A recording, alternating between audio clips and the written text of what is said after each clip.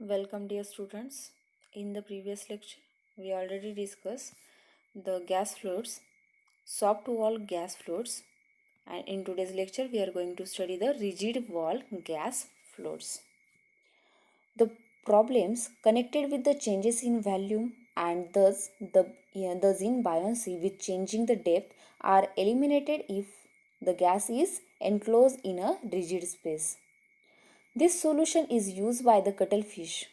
Cuttlefish has a scientific name is Cephia officinalis. Okay, so it is a relative of the squid and the octopus that is common in the upper reaches of the coastal water masses. Nearly one tenth of its body volume is made up of a cuttlebone.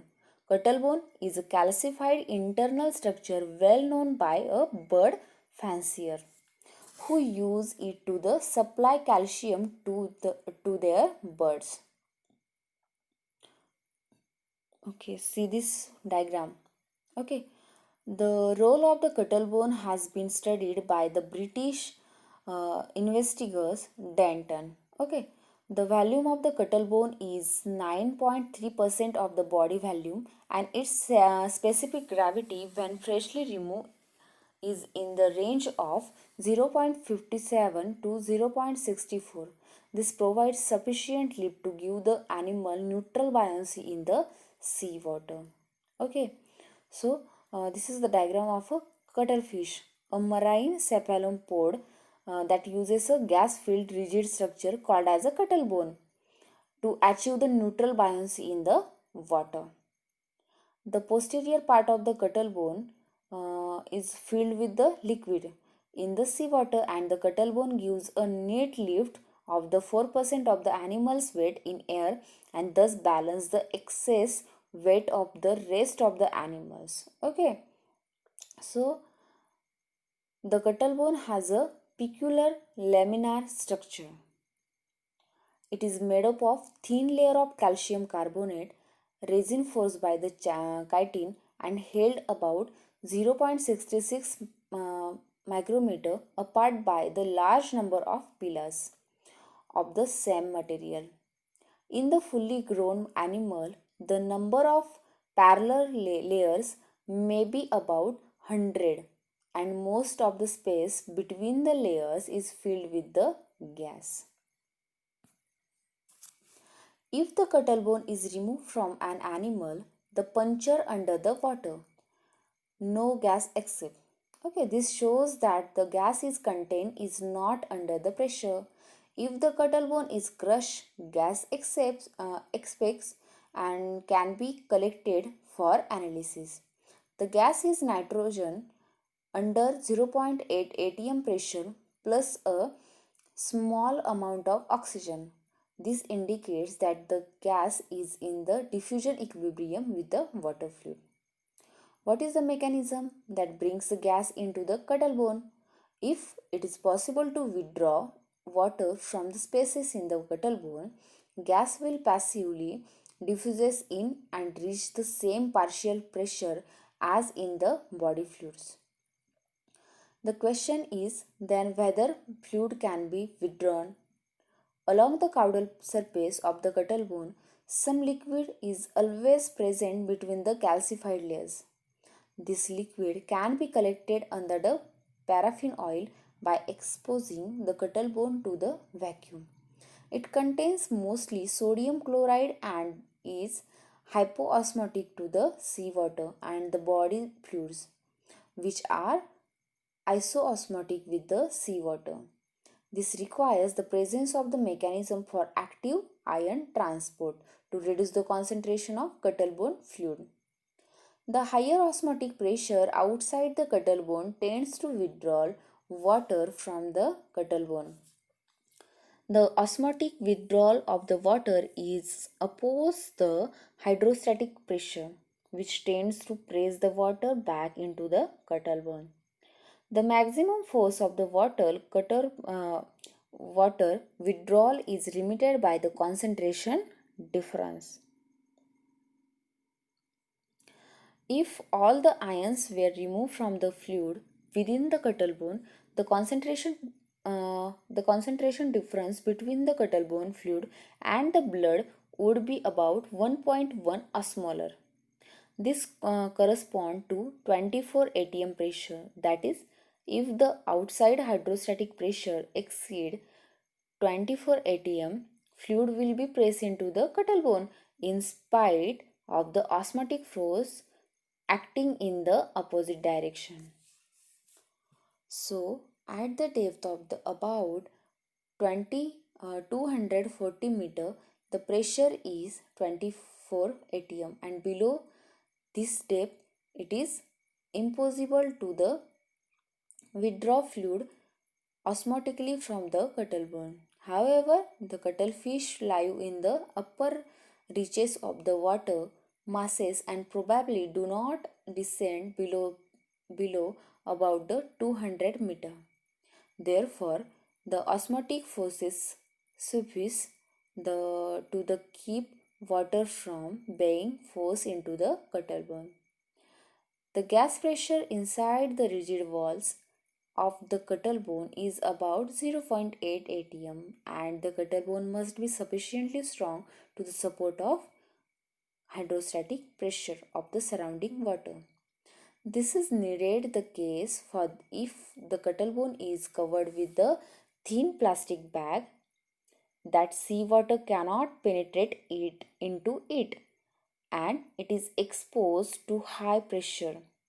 It withstand more than 25 atm before it is crushed by the pressure.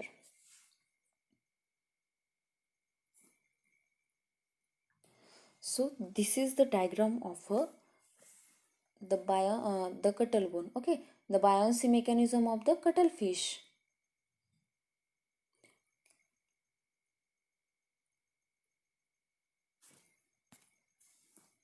The advantage of the rigid system is, of course, that is the buoyancy is virtually unaffected by changes in the depth.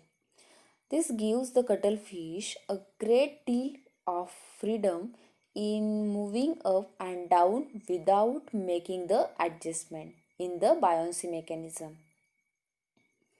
In addition to making the cuttlefish relatively independent of the depth, the cuttlebone has the further advantage that it serves as a skeleton.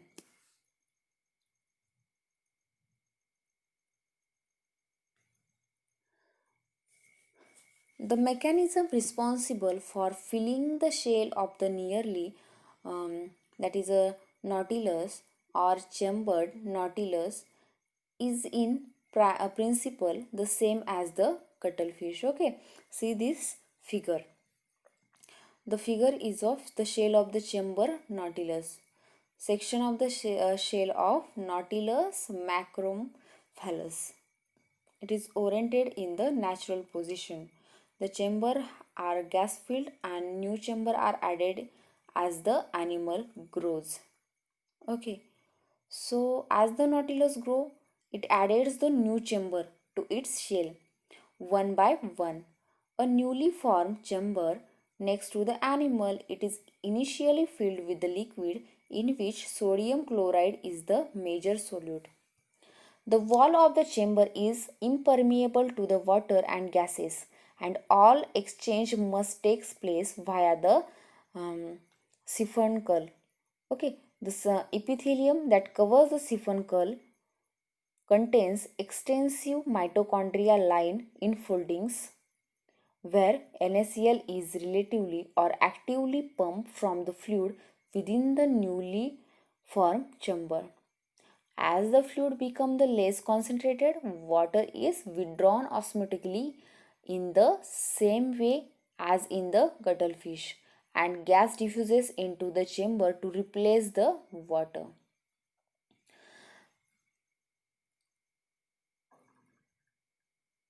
There is a one difficulty in the proposed scheme. Okay, nautilus are frequently found below the 240-meter depth. That should be the absolute limit for the removal of the water by the simple osmotic mechanism. One workable mechanism would be to enhance the blood concentration within the siphuncle, possibly attained with the aid of the countercurrent multiplier mechanism.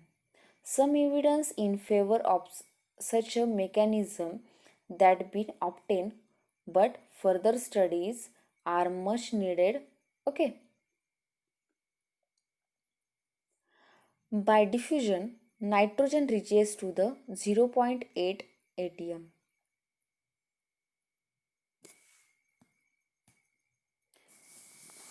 By diffusion, the nitrogen reaches to the zero point 0.8 atm, the same tendon as in the water and the animal's body fluid.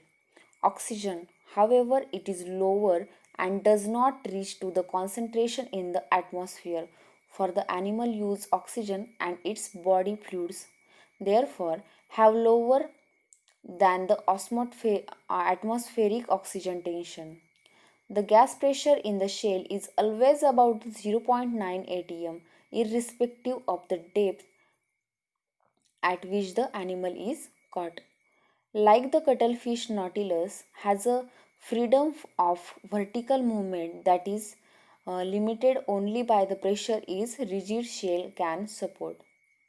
We have now discussed example of different mechanism animals can use to improve their buoyancy. Each has advantage and disadvantages. Okay, it is evident that gas is one of the most favorable solution of the problem to provide the lift and has the advantage as well. But if the uh, if it contain in the soft structure, it has one major disadvantage. It is extremely sensitive to the pressure changes. Okay, so teleost fish use this mechanism in the form of an air filled soft walled swim bladder, okay, which is subject we shall discuss in next video.